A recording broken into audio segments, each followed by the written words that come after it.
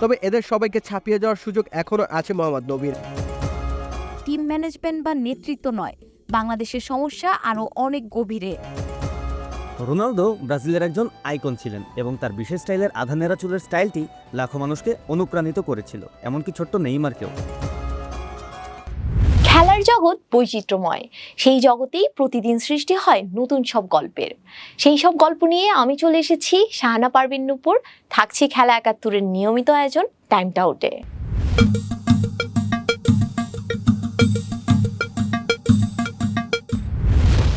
৩৯ বছর বয়স ধরা যেতে পারে শেষ সীমা। এই বয়সের পর থেকেই ক্রিকেটারদের পারফরমেন্স হ্রাস পেতে থাকে। তবে আসছে চ্যাম্পিয়ন্স ট্রফি দিয়ে ওয়ানডেকে বিদায় বলার অপেক্ষায় থাকা মোহাম্মদ নবী দিচ্ছেন ভিন্ন বার্তা।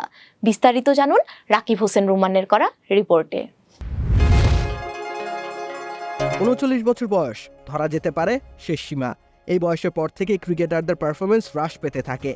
তবে আসছে চ্যাম্পিয়ন্স ট্রফি দিয়ে ওয়ানডেকে বিদায় বলার অপেক্ষায় থাকা মোহাম্মদ নবী অবশ্য ভিন্ন বার্তা দিচ্ছেন। তিনি প্রমাণ করছেন বয়সটা স্রেফ একটা সংখ্যা। বাংলাদেশের বিপক্ষে সিরিজ সেরার পুরস্কার জিতেছেন তিনি। এই বয়সে এসেও দলের জয়ে গুরুত্বপূর্ণ অবদান রেখে চলেছেন তিনি। তাই তো ওয়ানডেতে মাত্র পঞ্চম খেলোয়াড় হিসেবে ৩৯ বা ততোধিক বয়সে সিরিজ সেরার পুরস্কার জিতেছেন তিনি। এর আগে মাত্র ৪ জন এমন কীর্তি গড়তে পেরেছেন। সর্বপ্রথম স্যার ভিভিয়ান রিচার্ডস এই রেকর্ডের সূত্রপাত করেন। সেই ১৯৯১ সালে রেকর্ডটি গড়েছিলেন তিনি। ৩৯ বছর বয়সের পর মোটে ৭টি ম্যাচ খেলেছিলেন। সবচেয়ে কম ম্যাচ খেলে সিরিজ সেরা হওয়ার রেকর্ডটা তারই দখলে রয়েছে। অন্যদিকে এই বয়সসীমার পর সবচেয়ে বেশি ম্যাচ খেলেছেন পাকিস্তানের মিসবাউল হক। তিনি ৪৫টি ম্যাচ খেলেছেন ৩৯-এর গণ্ডি পার করে, যার মধ্যে ৩টি ম্যাচে ম্যাচ সেরা হয়েছেন। পাশাপাশি একবার সিরিজ সেরার খেতাব জুটেছে মিসবার। নবীর আগে সবচেয়ে সাম্প্রতিক এই রেকর্ড গড়েছিলেন Caribbean hard hitter Chris Gayle.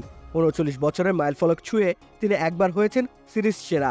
এছাড়া দক্ষিণ আফ্রিকার ইমরান তাহিরও রয়েছেন এই তালিকায়। তিনিও একবার সিরিজ সেরা হয়েছেন ৩৯ বছর পার করবার পর। তবে এদের সবাইকে ছাপিয়ে যাওয়ার সুযোগ এখনও আছে মোহাম্মদ নবীর। চ্যাম্পিয়ন্স ট্রফি পর্যন্ত ওয়ানডে খেলবেন তিনি। ফলে আফগানিস্তানের নবজাগরণের ধারায় তিনিও জয়ের নায়ক হতেই পারেন। আরেকটি সিরিজ সেরার পুরস্কার তাকে বানিয়ে দিতে পারে এক ও অনন্য। রাকিব হোসেন রুমান, খেলা ৭১। বাংলাদেশ টেস্ট পারে না, বাংলাদেশ টি-20ও পারে না। ক্রিকেটের আলোচনায় বাংলাদেশের একমাত্র শক্তির জায়গা ওয়ানডে। অন্তত ২০১৫ সালের পর থেকে ওয়ানডেতে একটি জায়গা দখল করতে পেরেছিল টাইগাররা। সেই জায়গাও এখন নড়বড় করছে। মনে হয় ৫০ ওভারের যে ফরম্যাট, সেখানেও বাংলাদেশের দলটা সবচেয়ে দুর্বলতম। বাংলাদেশ টেস্ট পারে না, বাংলাদেশ টি-20ও পারে না। ক্রিকেটের আলোচনায় বাংলাদেশের শক্তি কেবল ওয়ানডে। অন্তত ২০১৫ সালের পর থেকে ওয়ানডেতে একটা জায়গা করে নিতে পেরেছিল টাইগাররা। কিন্তু হুট করে পায়ের নিচে মাটি নড়বড়ে ঠেকছে। মনে হচ্ছে ৫০ ওভারের ফরম্যাটে বাংলাদেশ বুঝি এখন দুর্বলতম দল। মনে হবেই না কেন, বর্তমানে আইসিসির র্যাঙ্কিংয়ে লাল সবুজের অবস্থান ৯মে। তবে কাগজে কলমে নয়, বাস্তবতাও বলছে পিছিয়ে যাওয়ার কথা। বিশেষ করে ২০২২ সালের দক্ষিণ আফ্রিকা সিরিজের পর থেকেই ভেবে দেখা যাক। পরের সিরিজে জিম্বাবুয়ের বিপক্ষে প্রায় পূর্ণ শক্তির দল নিয়ে সিরিজ হেরে বসেছিল বাংলাদেশ। একই ভাগ্য বরণ করতে হতো ভারত সিরিজেও। কিন্তু মেহেদী হাসান মিরাজের অবিশ্বাস্য পারফরমেন্স আর লোকেশ রাহুলের ক্যাচ মিসের জন্যই ২-১ ব্যবধানে সিরিজ জিতেছে স্বাগতিকরা। যদিও পরবর্তীতে ইংল্যান্ড এবং আফগানিস্তানের কাছে ঠিকই হেরে বসেছিল বাংলাদেশ। এরপর তো অধিনায়কত্ব নিয়ে নাটকীয়তার এলোমেলো হয়ে যায় পুরো ক্রিকেটাঙ্গন। সেটার প্রভাব পড়ে নিউজিল্যান্ড সিরিজে এবং বিশ্বকাপে। স্মরণকালের সবচেয়ে বাজে সময়ের মধ্যে দিয়ে গিয়েছিল টিম টাইগার্স। নেদারল্যান্ডসের কাছেও হারতে হয়েছিল।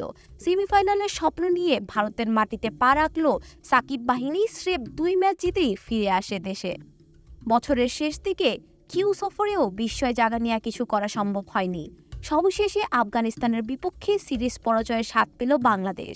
সাদা বলে যে আফগানরা এখন অনেক এগিয়ে, সেটাই প্রমাণিত হয়েছে দু দলের এই দ্বৈরথে। পুরোটা সময় বাংলাদেশ কোচ হিসেবে রাসেল ডোমিঙ্গো, চান্দিকা হাথুরুসিংহে সিংহে, ফিল সিমন্সকে পেয়েছে। অধিনায়ক হিসেবে দায়িত্ব পালন করেছেন তামিম ইকবাল, সাকিব আল হাসান, নাজমুল হোসেন শান্ত। অর্থাৎ এটাই স্পষ্ট যে টিম ম্যানেজমেন্ট বা নেতৃত্ব নয়, বাংলাদেশের সমস্যা আরও অনেক গভীরে। বৈপ্লবিক পরিবর্তন ছাড়া তাই ঘুরে দাঁড়ানো সম্ভব হবে না। শাহানা পারভীন নূপুর, খেলা ৭১। ব্রাজিল 5 বার বিশ্বকাপ জিতেছে, যা অন্য যে কোনো দেশের চেয়ে বেশি। সর্বশেষ জয়টি এসেছিল 2002 সালে, যখন জাপান ও দক্ষিণ কোরিয়ার মাটিতে সেই গ্রীষ্মের রোনালদো, সেই বিখ্যাত কিংবদন্তি R9 মাঠে ঝড় তোলে। তিনি 2 গোল করে নিশ্চিত করে ব্রাজিলের জয়। বাকিটুকু জানুন নাবিদ আব্দুল্লাহর করা রিপোর্টে। ব্রাজিল একটি অত্যন্ত বিভক্ত দেশ। শ্রেণী বৈষম্য কিংবা সংস্কৃতি তারতম্য দেশটিতে প্রবল। তবে একমাত্র বিষয় যা সমস্ত ব্রাজিলিয়ানদের একত্র করে তা হলো জাতীয় ফুটবল দলের প্রতি তাদের অপরিসীম ভালোবাসা। ফুটবল তাদের রক্তে প্রবাহিত হয়। ব্রাজিল 5 বার বিশ্বকাপ জিতেছে, যা অন্য যে কোনো দেশের চেয়ে সবচেয়ে বেশি। সর্বশেষ জয়টি আসে 2002 সালে, যখন জাপান ও দক্ষিণ কোরিয়ার মাটিতে সেই গ্রীষ্মে রোনালদো, সেই কিংবদন্তি R9 মাঠে ঝড় তোলে। তিনি ফাইনালে 2টি গোল করে ব্রাজিলের বিজয় নিশ্চিত করেন।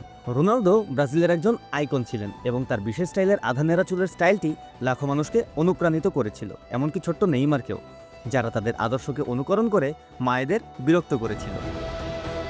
তবু সেই গৌরবময় গ্রীষ্মের পর 21 বছরে জাতীয় দল এমন একজন স্ট্রাইকার খুঁজে পেতে ব্যর্থ হয়েছে। রোনালদো শূন্যস্থান পূরণ করতে পারেনি কেউ। রোনালদোর পর ব্রাজিল একটি পরিবর্তন এবং পরীক্ষার সময় প্রবেশ করেছিল। কোচ এবং নির্বাচনকারীরা এমন একজন খেলোয়াড় খুঁজতে চেষ্টা করেছিলেন যে তার প্রতিভা এবং সামর্থ্যের সমতুল্য হতে পারে, কিন্তু রোনালদোর জাদু পুনরায় তৈরি করা প্রায় অসম্ভব। বছরের পর বছর ধরে লুইস ফাভিয়ানো, ফ্রেড এবং পাতোয়ের মতো খেলোয়াড়েরা সেই ভূমিকা নিতে চেষ্টা করেছেন। প্রত্যেকেরই কিছু বিশেষ মুহূর্ত ছিল, কিন্তু কেউই ধারাবাহিকভাবে এমন পারফর্ম করতে পারেনি যা ব্রাজিলের নাম্বার 9-এর কাছে প্রত্যাশিত। একসময় আদ্রিয়ানোকে রোনালদোর প্রকৃত উত্তরসূরি হিসেবে মনে করা হয়েছিল। 2004-05 মৌসুমে তিনি 42টি গোল করেছিলেন এবং উজ্জ্বল ভবিষ্যতের লক্ষণ তুলে ধরেছিলেন। তার শট ছিল কামানের মতো শক্তিশালী, তবুও তিনি মসৃণতার সাথে দৌড়ে বেড়াতে পারতেন। কিন্তু তার বাবার মৃত্যুর পর তিনি ফর্ম এবং ফিটনেস হারান এবং আর ফিরে আসেননি। সম্প্রতি নেইমার প্রায়ই ব্রাজিলের গোল করার দায়িত্ব পালন করেছেন। তিনি নিঃসন্দেহে বিশ্বমানের একজন খেলোয়াড়, তবে তার শক্তি গোল করা নয়, খেলার গতি এবং আক্রমণের সুযোগ তৈরি করা। এটি ফুটবলের একটি পরিবর্তনের দিক দেখায়, যেখানে একজন স্ট্রাইকারের ভূমিকা এখন অনেক বেশি নমনীয়তার দিকে ঝুঁকছে। টটেনহামের রিচার্লিসন এবং কখনো কখনো আর্সেনালের গ্যাব্রিয়েল হেসুস স্ট্রাইকারের ভূমিকা পালন করেছেন। জাতীয় দলের রিচার্লিসন বিশেষভাবে পারফর্ম করেছেন, 48 ম্যাচে 20টি গোল করেছেন। 2022 সালে তিনি 10 ম্যাচে 10টি গোল করেন, যা তার থেকে উচ্চ প্রত্যাশা তৈরি করে। কিন্তু তার মধ্যে এক ধরনের অস্থিরতা আছে যা ভক্তদের ভাবিয়ে তোলে। রিচার্লিসনের প্রমাণ করতে হবে যে তিনি ব্রাজিলের নাম্বার 9 হিসেবে দীর্ঘমেয়াদে টিকে থাকতে পারবেন। ব্রাজিলের পরবর্তী বড় স্ট্রাইকার খোঁজা এখনও চলছে। তরুণ প্রতিভারা সামনে আসছে। এন্দ্রিককে ইদানিংকালে দেখা যাচ্ছে ব্রাজিলের হয়ে খেলতে। এন্দ্রিক ইতোমধ্যেই ব্রাজিলের জন্য 5টি ম্যাচ খেলেছেন। তার মধ্যে থাকা প্রতিভা ভক্তদের মনে আশার আলো দেখাচ্ছে। মাত্র 18 বছর বয়সেই তিনি সম্ভাবনা দেখাচ্ছেন, কিন্তু তার ওপর চাপ বাড়ানো বিপজ্জনক হতে পারে। উচ্চ মানদণ্ডের সাথে তাকে ধীরে ধীরে গড়ে ওঠার সুযোগ দিতে হবে। ব্রাজিলিয়ান ফুটবল সংস্কৃতি এখনও আগের মতোই প্রাণবন্ত ও আবেগপূর্ণ। ফুটবলের প্রতি তাদের গভীর ভালোবাসা যেন অমলিন। রোনালদোর উত্তরসূরি খুঁজে পাওয়ার স্বপ্ন এখনও জীবিত এবং ভক্তরা অধীর আগ্রহে অপেক্ষা করছে সেই নতুন তারকার জন্য, যে দেশকে আবারও বিশ্বকাপের গৌরব এনে দিতে পারবে। নাবিদ আব্দুল্লাহ, খেলা ৭১।